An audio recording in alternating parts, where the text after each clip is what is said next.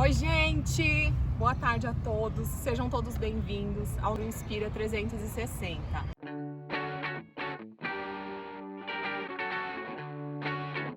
Eu tô aqui hoje com os meus convidados, Leonardo e Vitor, que são os meus amigos queridos, do qual eu vou ter a honra de entrevistar. Minha produção maravilhosa. Produção, fala oi! Oi!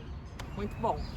Gente, seguinte, eu vou começar perguntando aquilo que eu acho que todo mundo tem vontade de saber, que é exatamente como aconteceu essa questão do se autodescobrir como gay, de se autodescobrir tendo atração por um outro homem. Léo, conta um pouquinho pra gente como que foi esse momento. Desde pequenininho, ele tá rindo. O Vitor segurando, só porque eu tava indo séria. Calma, mas... Vamos lá. Léo, conta um pouquinho pra gente como que foi esse momento. Desde pequenininho, você sentiu alguma diferença? Tinha muita mulher em casa? Porque às vezes as pessoas confundem muito isso, né? Às vezes acham porque é um menininho criado com muita mulher, ele tem mais aptidão a gostar de brincar de boneca ou a gostar de um ambiente mais feminino, e uma coisa não tem nada a ver com a outra, não é verdade? Sim. Léo, conta pra gente como que foi pra você esse momento. Esse momento pra mim foi algo natural, né? Então, desde que eu descobri a maldade, vamos dizer assim, eu sempre senti essa atração. Então é algo que sempre me culpou na minha infância pelo fato de eu ter uma base religiosa, de eu ter crescido dentro da igreja, da minha família ser toda Verdade, tem religiosa. isso também. A família do Leonardo é uma família completamente evangélica. Então ele foi criado tendo conhecimento da palavra, ele foi criado tendo todos esses preconceitos que na grande maioria das vezes, que fique muito claro, tá, gente? Na grande maioria das vezes, não são todos os evangélicos que são preconceituosos, não são todos os religiosos que são todos preconceituosos. Você menciona isso, Léo, dessa questão de se descobrir, né, gay, ainda pequeno. Você se recorda mais ou menos de uma idade específica que isso aconteceu, de instalar atenção em você?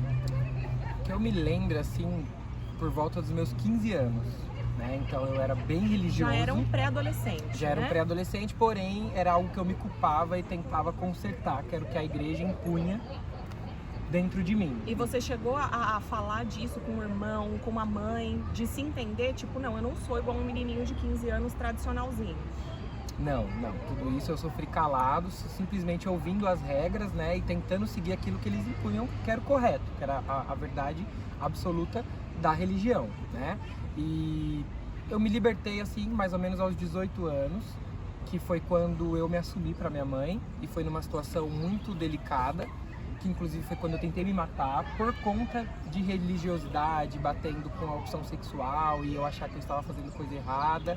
E graças a Deus deu tudo certo, nada aconteceu, minha mãe super entendeu, inclusive falou que desde que eu era criança ela já sabia, só que é algo que, enfim, ela não comentava, eu não comentava.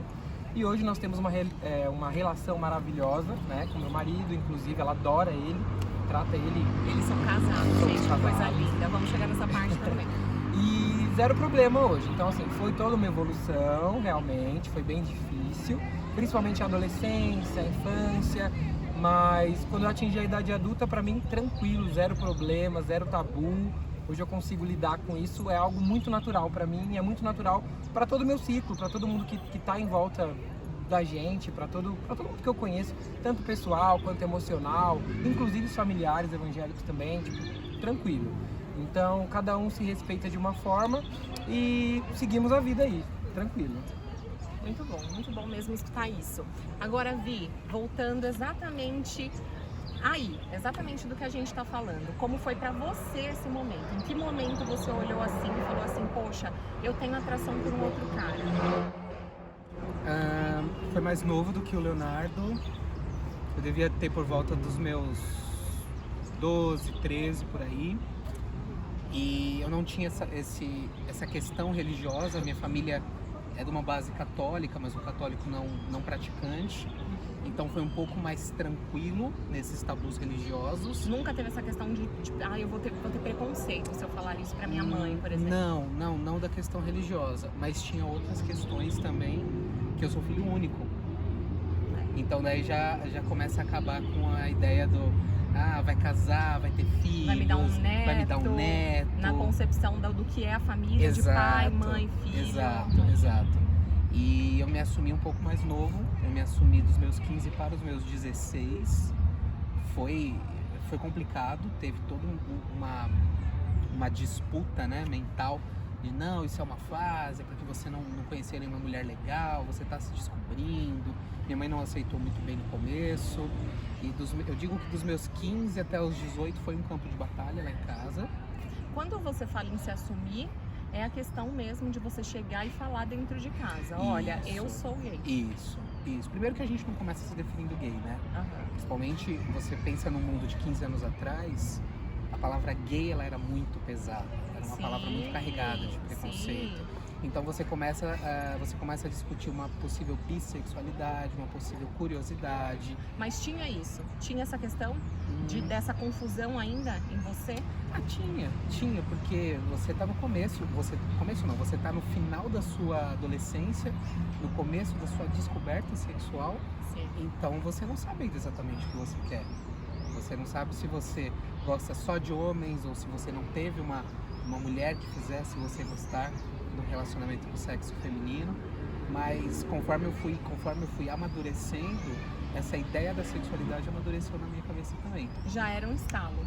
Já Sim. tinha acontecido um estalo? Sim, até porque eu me relacionei sexualmente primeiro com homens, depois eu fui me relacionar com mulheres, e daí eu tive esse contraponto. Não, beleza, eu sei do que eu gosto, eu sei o que me atrai, eu sei para qual sexo o meu desejo se manifesta. Então, dos meus 15 aos 18 foi mais um campo de batalha, tanto interno quanto familiar. A partir dos 18 que eu conversei com a minha mãe, tive uma conversa final, olha, é disso que eu gosto, é isso que eu quero para minha vida, as coisas começaram a fluir melhor.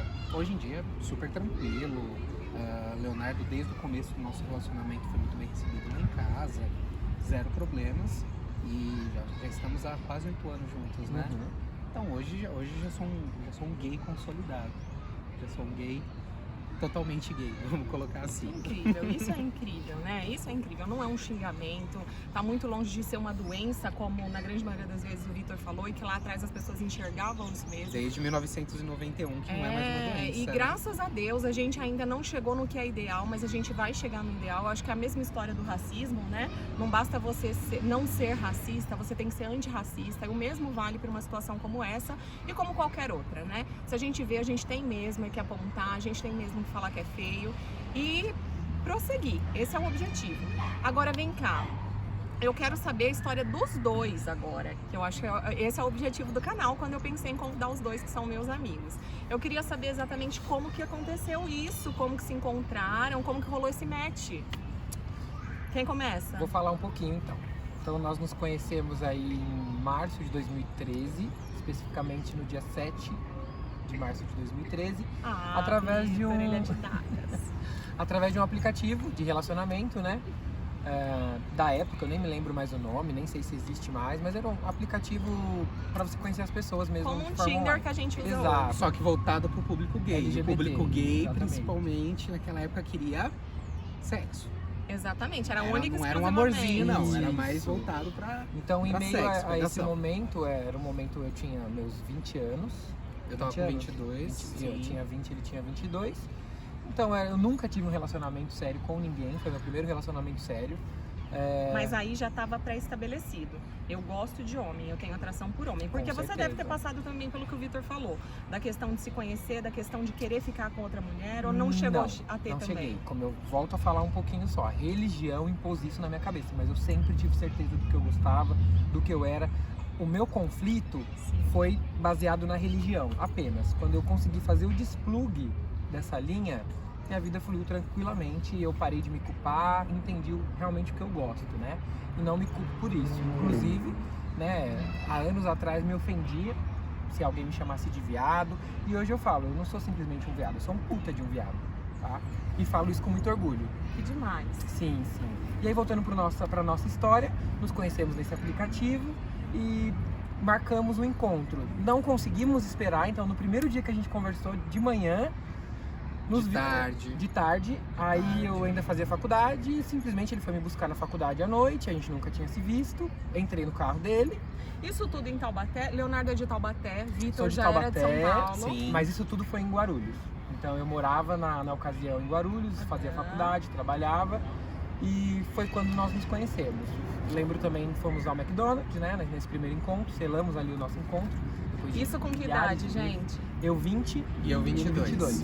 Perfeito, todo mundo começando ali. Sem saber muito o que ia acontecer, sem saber muito se ia ser apenas um encontro casual, se ia ser algo mais sério, porque nesse meio, não só nesse meio, o meio hétero também, hoje eu vejo pelas minhas amigas, pelo meu ciclo de amizade, antes eu achava que era só o meio gay, que só queria bagunça. E, Não. enfim, tá muito assim, né? Sim. Então é uma surpresa, a gente não sabia o que esperar, o que fazer, como ia reagir. E o que aconteceu? Desde esse dia, começamos a nos ver todos os dias. E eu conheci a mãe dele, eu conheci as amigas dele. Logo depois ele foi pra Taubaté e conheceu o meu ciclo de amigos. E no dia... Eu já você me entendi que pediu o em Vitor é o namoro. cara das datas. Aham. Não. Na verdade, a gente usa sempre o dia 7 de março pra tudo. Nós Sim. começamos a namorar oficialmente, eu nem lembro a data. 24 de março. 24 de março, lá em Taubaté, enfim. Saímos numa balada, ele me pediu em namoro, com medo deu Isso com quanto tempo que os dois estavam ficando? 15 dias. 15 dias. 15 Que dias. demais! Foi 7 de Deu março. match real. Foi 7 de março que a gente começou a conversar, desde então a gente não parou de se ver, todos esses dias a gente se viu. Dia 23 de março foi um sábado, fomos para Taubaté. Na madrugada de 23 para 24 de março, fomos para uma balada e lá com os amigos dele eu falei, não posso deixar esse peixão escapar. Falei, vamos namorar. Que demais! E não paramos mais. Que demais! Então, passamos por muitas barras juntos, nos ajudamos, Sim. evoluímos como um casal. Nada foi fácil, né? Às vezes hoje as pessoas olham, apontam, comentam. Essa questão que você mencionou da família, da religião, a partir do momento, 15 dias, né, quando a gente conhece alguém, eu costumo dizer isso para as minhas amigas, vocês estão aí do outro lado, pra gente ter conexão com alguém, isso independe de tempo, né? Às vezes a gente tá há muito tempo com alguém, às vezes você conhece uma pessoa por uma semana e deu liga, deu match, deu tudo, e foi o que aconteceu com vocês, e eles estão aqui há o quê? 8 anos? Quase Vamos 8 fazer anos. 8 anos. Há quase 8 anos. Então, assim, gente, confia que o match rola. Como ela sabe que ama. Não, nunca. Mas enfim, voltando aqui ao caso do Leonardo, como que foi essa questão da família? 15 dias, quer namorar comigo, quero namorar, você é o peixão da minha vida, como o Vitor disse. A partir de que momento você levou o Vitor para dentro da sua casa e a partir de que momento você levou o Léo para dentro da sua casa e como que foi essa interação da família em relação a esse relacionamento de vocês? Eu vou falar da minha mãe então e depois ele conta da dele, Isso. como eu a conheci. Perfeito. Então, estávamos um dia na minha casa, minha mãe sempre ia pra Taubaté, né? E aí o Vitor ficava na minha casa. Nesse dia ele estava, inclusive, e minha mãe precisava de uma carona do terminal rodoviário até a nossa casa. E o meu irmão comentou, falou, mãe, o Léo tá com um amigo dele aqui e tal, da faculdade, o amigo dele tem carro, vou falar com ele. Aí eu liguei pra minha mãe e falei, mãe, eu vou te buscar. E eu tô levando uma pessoa pra você conhecer. Pronto. Quando eu falei essa palavra pra ela, Ela já sacou, né, gente? Mãe é mãe. ela começou a chorar, ela começou a gritar. E eu, meu Deus, tipo, mãe, relaxa, tá Eu só tudo falei bem. que era uma pessoa. Porque nessa época minha mãe já super aceitava, mas, como eu falei, eu nunca namorei. Então ela nunca teve um genro, nenhum namorado frequentou minha casa. Sim. Assim, eram encontros Tudo casuais novo, e ela era conheceu tudo vários novo. e era balada, era uma vida totalmente diferente da que eu tenho hoje. E fomos até o terminal. Minha mãe toda desconfiada, né? Mas foi paixão à primeira vista também. Ela Daí eu entrou no joguei meu carro, charme. Ele jogou o charme falando que ela parecia ter 30 anos. Mãe, se você estiver assistindo esse vídeo, você sempre lembra dessa história e faz questão de Toda contar pra vez, todo ah. mundo. Toda vez ela conta. E foi isso. fala. E hoje ela trata esse menino como um príncipe, né? Que demais. E agora ele vai contar a parte da mãe dele. Bom, meu background familiar é um pouquinho diferente. Eu já tive outros relacionamentos antes do Leonardo. O Leonardo foi acho que meu quarto namorado. E todos frequentaram lá em casa, super tranquilo. E foram relações de muito tempo, Vitor, não? Deixa eu pensar. O meu primeiro namorado foram... O recorde foi 1 ano. Foi quase 1 ano. Então, é um amigo pessoal que a gente tem até hoje, frequenta a nossa casa. Daí teve um outro namoro um pouco mais rápido, um outro namoro de coisa de 6 meses, mas assim, como eu me assumi um pouco mais novo, e como eu já deixei claro qual era a situação com a minha família um pouco mais novo, então eles já frequentavam minha casa, minha mãe sabia abertamente da minha opção sexual. O que deve ter tornado um pouco mais fácil, né? Exato. Tanto que eu nem lembro exatamente com que termos eu falei pra ela do Leonardo. Eu só falei, tô conhecendo uma pessoa, não sei o que lá. E levei ele em casa, tipo numa sexta-feira à noite, ó, esse daqui é o Leonardo. Na primeira tudo bem? semana que a gente se conheceu. É, mentira, foi na segunda. Foi na segunda? Acho que foi na segunda. Tá. O Vitor Foi lembra na de segunda. todas as datas. Minha mãe tava viajando na primeira semana. Verdade, verdade. Foi na Perfeito. segunda. O Daí, Vitor é o cara das datas. exato. E daí minha mãe conheceu ele e assim, normal. Sempre deixei claro, até que eu falei, estamos namorando e tudo mais. E a relação foi construída em cima disso. Então, talvez não teve esse momento do tabu, dessa quebra de levar um genro, um companheiro pra dentro de casa. Então foi um pouco mais tranquilo, vamos dizer assim. Só um adendo a essa história de quando eu conheci minha sogra, minha querida sogra, inclusive, se também estiver assistindo, um beijo pra você. Linda, linda. As duas são lindas. Estávamos os três, né, conversando. Corta não, linda. Estávamos os três conversando e também nunca vou me esquecer disso, brinco com ela até hoje sobre. Ela tinha acabado de me conhecer, comemos uma esfirra, estávamos os três conversando, ela virou pra mim e falou, mas vem cá, quanto que você ganha? Ai, essa história é o máximo! Odeio essa história. Gente, essa história é o máximo. Odeio essa história. Ela é demais. Ó, não culpo, como é o nome da mama? Sueli. Sueli, não te culpo, a gente quer o melhor pros nossos filhos, mas conclua essa história, por favor. E até hoje eu não me perdoo por eu ter respondido essa pergunta. Ela só queria saber onde o filho tava se metendo, minha gente. E detalhe que eu tava desempregado nessa época e falei pra ele que eu tava de férias. Foi, me Mas enganou. quanto é que tava ganhando? Quanto é que falou que tava ganhando? R$ 1.200. R$ 1.200 na época. Não era muito. Mas era mais do que eu ganhava um total de zero, né? Então, assim, ele falou pra mim, eu trabalho no Banco Fibra, não sei se pode falar, depois vocês editam, trabalho no Banco Fibra e tudo mais. Eu falei, estourei no norte, né? Porque ele trabalhava numa instituição financeira, né? Exatamente. E depois, Bancário. aí ele me contou, eu falei, puta merda, né? Quando ele falou que era desempregado. Falei, vambora, né? Mas graças a isso Deus durou foi rápido. 15 dias, gente. É. O desemprego durou 15 dias. E aí foi isso.